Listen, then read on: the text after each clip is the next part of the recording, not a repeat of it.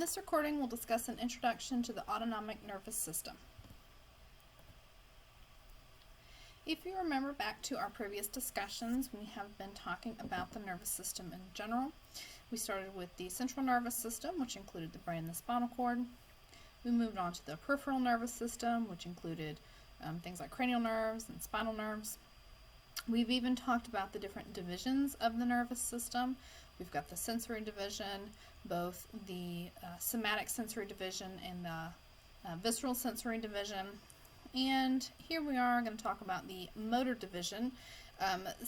We've briefly mentioned the somatic nervous system, which, if you remember, talks about skeletal muscle movement. But today we are going to focus on the autonomic nervous system. Okay, so we're going to talk about how we get motor output to your visceral organs, and that can be broken down into your sympathetic and your parasympathetic divisions, also known as your fight or flight and your rest and digest. Okay, so those terms may be familiar to you. Alright, so just to review very quickly, the overall pathway that your nervous system uses, we start with a sensory receptor. So for example, maybe you see something off in the distance. We're going to use a sensory neuron or an afferent neuron to send sensory input to your central nervous system. Your brain's going to integrate that information. We're going to figure out what to do about it. And we will send the plan, the motor output, back through an interneuron. We're going to synapse with a motor neuron. And that motor neuron, or that efferent neuron, we'll take the plan to either some skeletal muscles, some visceral organs, could be both. Maybe we're sending the plan to multiple effectors. It's quite possible. But this is the overall pathway: sensory integration and then motor output. Now, your autonomic nervous system is part of your peripheral nervous system. It is just specifically the motor division that deals with your visceral organs. Okay? It does not directly receive incoming sensory information from sensory receptors. That would be your central nervous system. But it does send involuntary motor output signals, okay, to things like your smooth muscle, your cardiac muscle, your glands, your organs. Okay? So when you think of your autonomic nervous system, or your ANS, okay, we should be thinking automatic, okay, involuntary responses. Now, we just briefly mentioned we have two subdivisions here, your sympathetic and your parasympathetic. Your sympathetic nervous system is your excitable nervous system, so this one is activated when you are, for example, exercising. Your parasympathetic is your calming or your rest and digest nervous system. Okay? And just to refresh your somatic nervous system, this is how we send motor output to your skeletal muscles. Okay? This is also part of your peripheral nervous system. All right? This is just under voluntary control because we are dealing with moving your skeletal muscles instead. Okay? So just a little bit more comparison on your somatic versus your autonomic nervous system. Your somatic nervous system, we just mentioned, was under voluntary control. Okay? The only neurotransmitter that we use with your somatic system is acetylcholine. So if you remember back to our discussion about the neuromuscular junction, we talked about releasing acetylcholine into the synapse and it binding on the motor end plate to get eventual muscle contraction.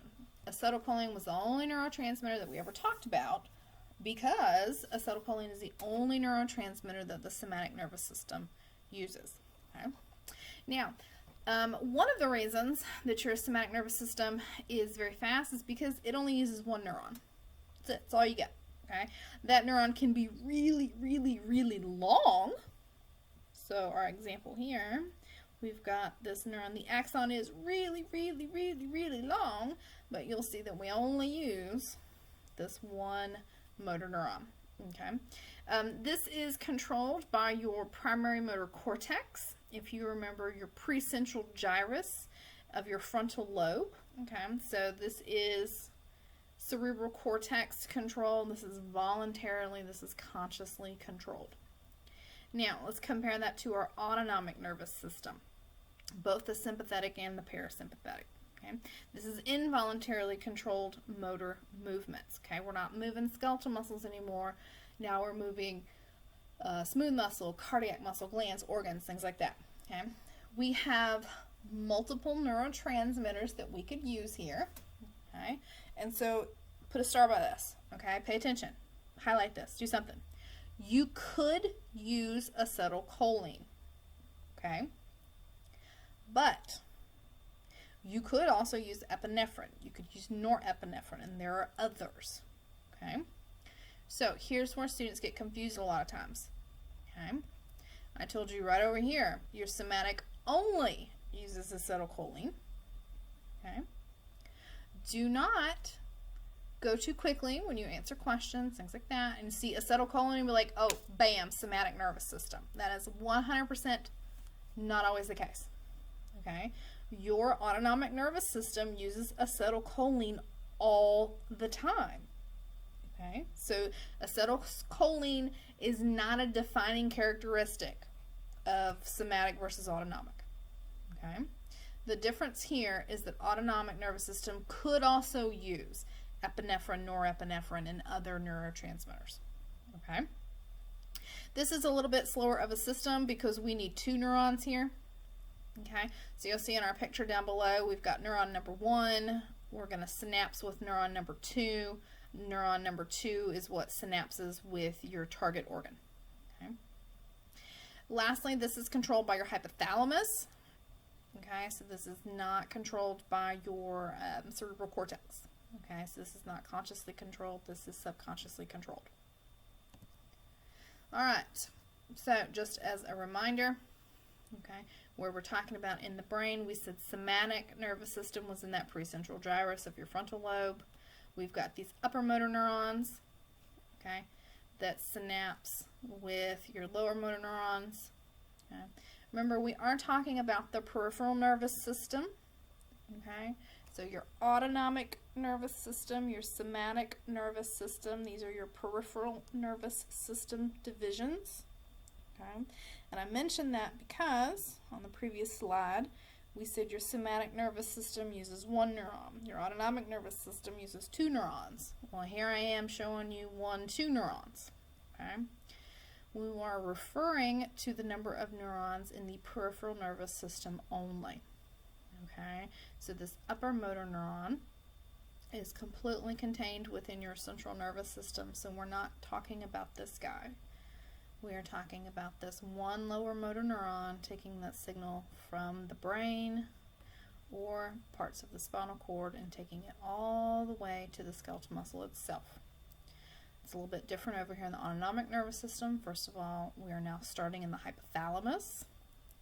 Okay. We have a visceral motor neuron. We're going to synapse to our first peripheral nervous system neuron.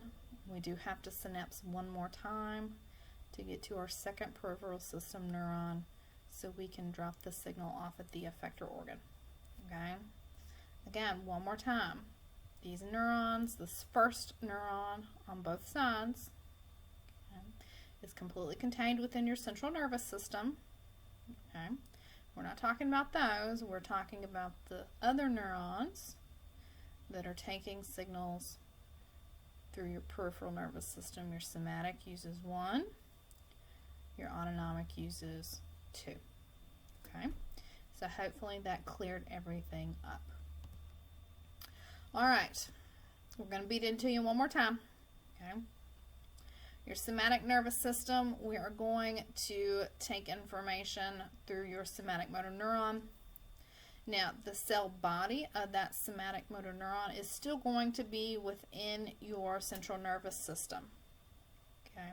So either your brain or possibly your spinal cord here. So this guy starts in your central nervous system, but that axon runs throughout your body. Okay, and still notice we're still using just 1 motor neuron. Okay, voluntarily controlling skeletal muscle movements. Alright, here we go. Still same thing, central nervous system. We're going to take the signal from there. We're going to go through your motor neuron, and we're going to drop it off to your effector organ. Okay, If I show this to you enough, it's going to make sense. Now, your autonomic nervous system, okay, we're going to take information from your central nervous system to your effector organs. So, similar to the somatic, our target organs, our effectors are just going to be different here. Okay, so we said we're going to use two neurons here. They have names, okay, but they're very general names. The first neuron that you're going to come to is going to be called your preganglionic neuron. Your second neuron is going to be your postganglionic neuron. You know that pre means before, post means after. So what is this ganglia part? Okay, so the ganglion itself is a group of nerve cells, okay, specifically the cell bodies, that live outside the central nervous system. So basically this is a big relay point, okay? This is where, okay, so this is a location. This is where your preganglionic neuron synapses with your postganglionic neuron. Okay, now I know that's a lot of words, okay, but just to one more time. Preganglionic neuron, that's your first motor neuron. The cell body does start within the central nervous system. Okay, so your spinal cord, for example. The neuron is not long enough to make it all the way to the effector, so we stop at the ganglion. Okay, so this is literally just a location between the preganglionic and the postganglionic neurons. Okay, so it's kind of like a rest area on the highway. Okay. At the rest area, at the ganglion, we will synapse and pass the signal onto your postganglionic neuron, the second motor neuron. This one is completely outside the central nervous system, and this one is long enough to synapse with the effector organ itself. Okay, be it a glanded organ, smooth muscle, cardiac muscle, doesn't really matter. Okay. And again, because it's a lot of words, let's look at some pictures. Okay. So our first neuron, our preganglionic neuron, our cell body is still in the central nervous system, just in a different location. If you remember back a couple slides ago, the somatic motor neuron started about a little bit farther down here. Okay. So we're just starting in a different place because it's a different type of signal. We are going to go all the way out the spinal cord. Okay, we're in the body, and we come to our rest area, our ganglion. Okay, remember, this ganglion is just a group of cell bodies. This is our location for synapse. Okay, we're going to pass the signal. We're going to synapse with our postganglionic neuron. Okay, our postganglionic neuron is going to take the signal all the way to the effector organ. Okay.